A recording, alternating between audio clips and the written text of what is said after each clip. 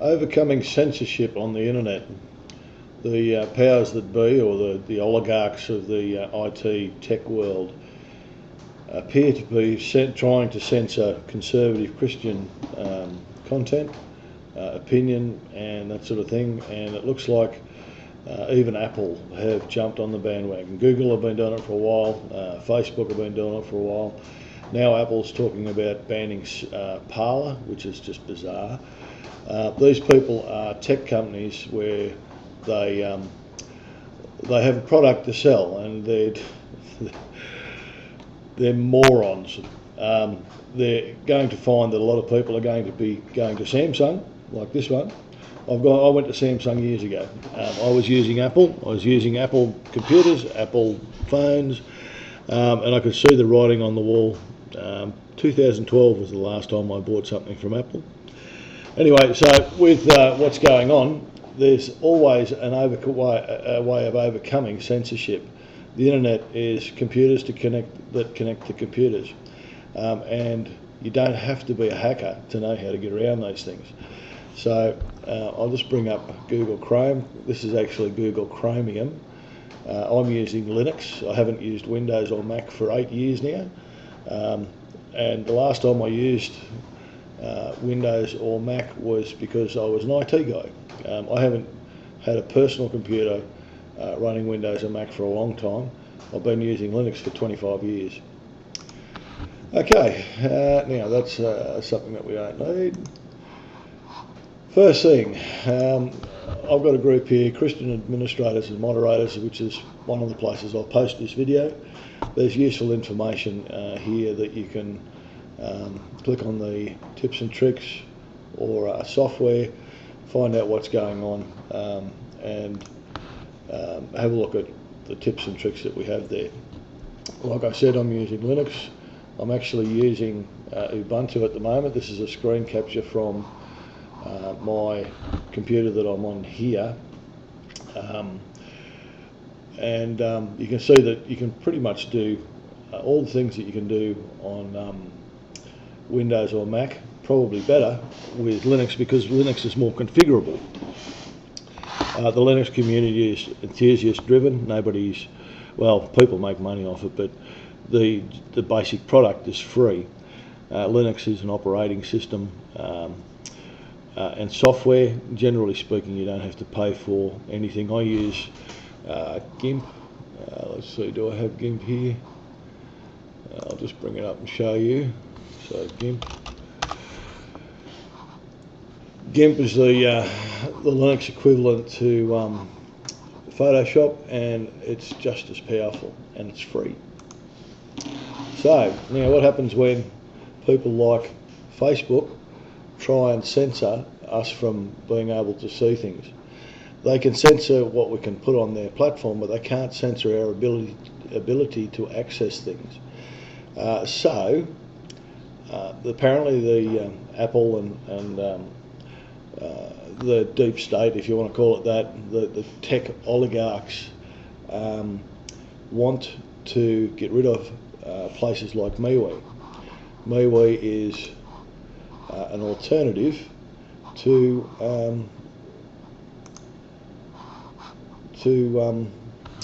Facebook. Works pretty much the same.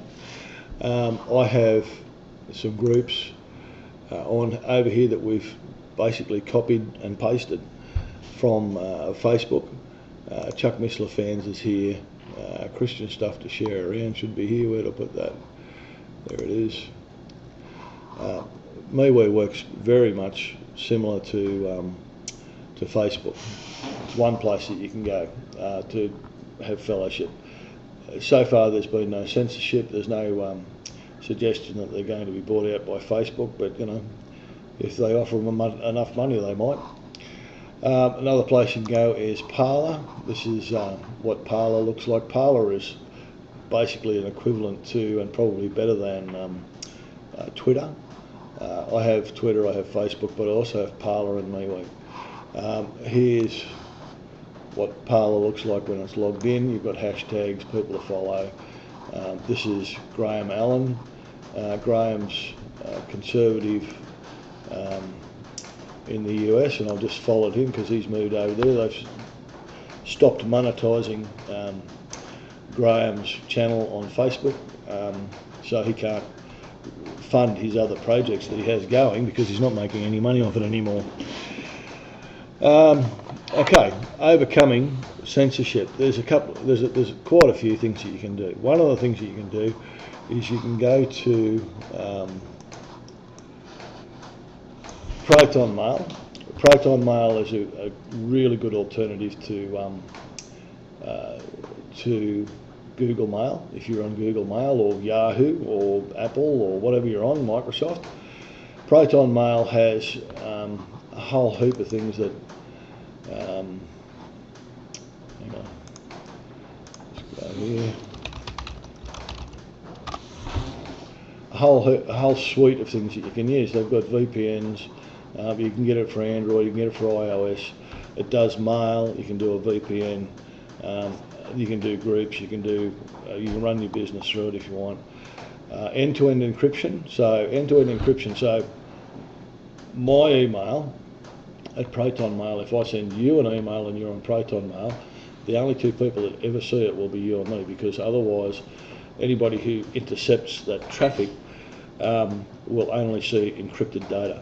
They won't, unless they've got the key, they can't decrypt it. So you've got anonymous email. You don't have to sign up and pay them, but if you want to use the VPN, etc., you can. This is really worth your time to have a look at and consider switching over from whatever platform you're on.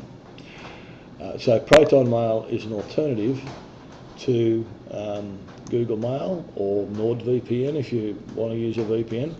VPNs you can use on your phone and on your computer. Generally speaking, you only need to sign up once. I know I had NordVPN when we went to China. Now, the idea that you're going to be censored and not be able to use things is just ridiculous. In China, the Christians and those that want to communicate with the outside world can, but you have to know what you're doing. And the first thing, if you were going to go to China, before you go, you would install a VPN, which is what I did when I went to China. I went to China a few years ago. And when I was in China, the only thing that I had a problem with the phone that I had was I hooked it up with a VPN, bought a Chinese SIM card, put it in my phone.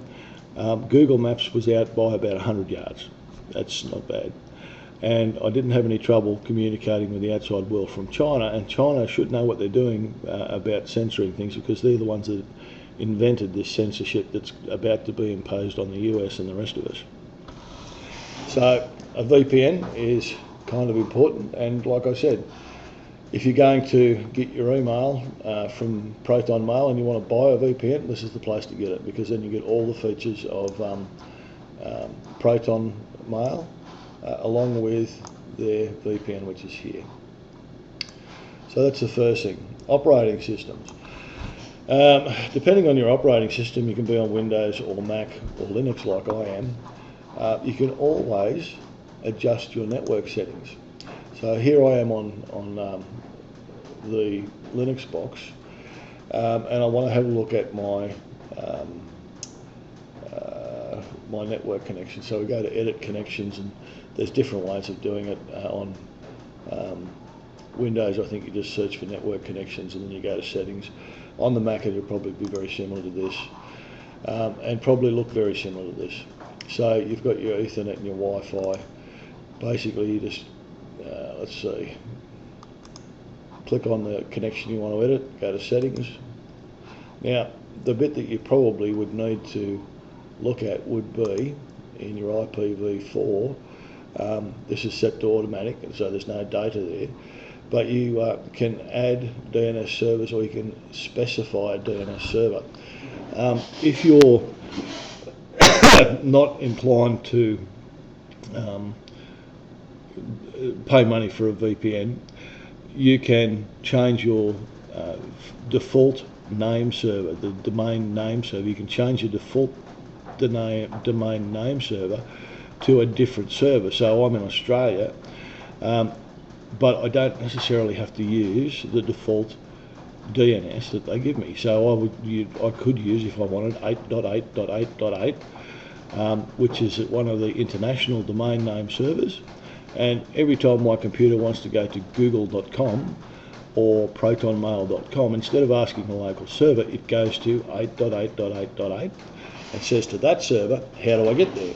So it's like going to the policeman or the index at the library and saying, how do I find what I'm looking for? If you change your DNS, you can sometimes get around some of these restrictions. Anyway, that's another setting. That's a little bit more advanced. And if you get in there and start mucking around with your DNS and you muck it up, everything will stop. But if everything's already stopped, what have you got to lose? Don't forget, 8.8.8.8 is one of the main servers on the internet, and you can use it. It doesn't cost you anything. Okay, so we've had a look at Parler, we've had a look at MeWe, browsers. So probably the best browser to use if you want to circumvent censorship is the Tor browser. And basically what you do is you go to torproject.org/download. And all of them are here. You've got it for Android, Linux, OS X and Windows. I don't see one there for iOS, but maybe it's time that Apple stops selling us iPads and iPhones. If they're going to start threatening to get rid of free speech platforms like Parler, then maybe it's time that the Gestapo, Apple, which I always knew that they were headed there, and Windows are headed there as well. It's time that the Gestapo were abandoned by people who want to buy their products. So if you want to download a browser, you can download it for Windows, OS X, Linux and Android. Tor browser is very good. It downloads to your computer. It doesn't need to be installed. You save it to your desktop, open the folder and click the executable. That's how it runs. You don't need to install it, so you can put it on a USB flash drive and take it with you wherever you go. You don't have to install it. You can have it already set up and running from a USB drive. Works fine. Another browser that is overlooked is Opera. Opera is a very pretty, functional. This is Opera browser, what it looks like, and down the side you've got WhatsApp and Facebook Messenger and Instagram, so they're all owned by Zuck. But this is all configurable for what you want to see here. So you've got, instead of having across the top your shortcuts, you've got these shortcuts here which are to stuff that people usually use. This is Opera browser. It works just as well, and you can download it and install it. So if you click on download, it already knows that I'm on a Linux computer, so it's asking me if I want to save the deb file. If it was Windows, it would be an exe file or an MSI file. If it was a Mac, it would be something else. Anyway, so the browsers, you don't necessarily have to use the ones like the ones that come with your system, like let's see. So we've got Edge, Microsoft Edge, I think is the current one, which is no better than Explorer, and the other one was for the Mac is, can't think of it. It's been a while. This current browser that I have on the screen here is Mozilla Firefox. Mozilla Firefox is fine. It defaults to Google search, but you don't have to leave it at Google search. You can actually change your default search to DuckDuckGo. Stop using these censoring platforms that they tailor what they want you to see. Your Google search won't bring up things that are nice about Donald Trump. It'll only bring up detracting things. I'm sure you've seen it. DuckDuckGo, however, is a little bit different. Hang on, what do you see in here? Donald Duck, no, Trump. And it brings up relevant stuff. It doesn't bring up, we're going to jail Donald Trump or whatever. It brings up current relevant stuff. So DuckDuckGo is I swapped to DuckDuckGo years ago. I haven't gone back to Google. Google and Facebook, Twitter, they're all designed to feed you what they want you to see, and it's not good. So anyway, I've probably waffled on enough, but I think in the comments section, if you go through some of the comments, there'll probably be more questions, and I'll do my best to answer them if you have questions about this. The version of Linux I use is Ubuntu, but you don't have to use Ubuntu. You can use any version of Linux you want. Ubuntu is good for Mac users because it's very similar. If you wanted one that was very similar to Windows, you'd probably go to Linux Mint or something like that. The thing is with Linux, it's free. You don't need to put antivirus software on it. The only thing that you need to do is keep it up to date. Okay, this version, normally in the latest version there'll be a thing here that says check for updates. I'm running 18.04 and I'm not going to upgrade until I have to. But you can go to 20.04, it's slightly different but it works just as well. Anyway, I've waffled on plenty. Thanks for watching. If you have any questions, please leave me a question and I'll let you know.